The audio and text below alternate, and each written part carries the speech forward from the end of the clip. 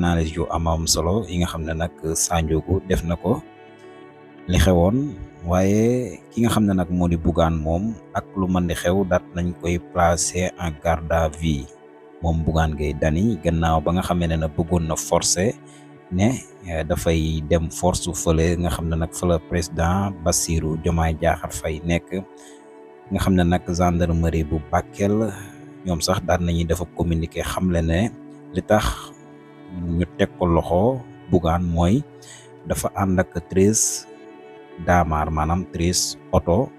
bi mu agsee Bakel poste de gendarmerie bu Bandji ñu ne ko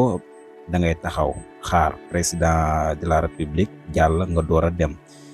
ngir mbiri kaaraange dong nag moo taxoon moom nag mu daal di bañ ne du xaar si lañ ko tege loxo nag yóbbu ko brigade de gendarmerie bu Bakel te yëgal nañ ko tamit procureur de la république bi nekk tribunal grande instance bu Tambacounda loolu moo jotoon a xew niki démb ba tax moom Bougane daat nañ koy placer ak garde à vue jamono bi nuy wax ak yéen moo ngi noonu président de la république niki démb comme ni ko premier ministre Ousmane Sonko waxee woon daa dina dalal sénégalais yi bàyyeekoo Liban moo ngi noonu ñi nga xam ne nag dalal na leen gannaaw ba nga xamee ne nag jóge na fële nga xam ne nag fa la demoon mu nekk tamit nag lu amati solo loo xam ne moom président Bassirou Diomaye Diakhar Faye daal na koy def moo ngi noonu bu ñàkk dina ñëwaat si yeneen xibaar gën leen koo yaatal waaye daal lu mën a xew niki démb moom stade Arena kii di Ousmane Sonko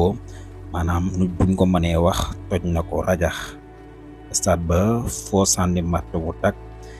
patriote yi ñëpp wuy ji woon nañ ki nga xam ne nag moo di Ousmane Sonko ni mu koy defee saa su nekk nga xam ne heure bu wootee rek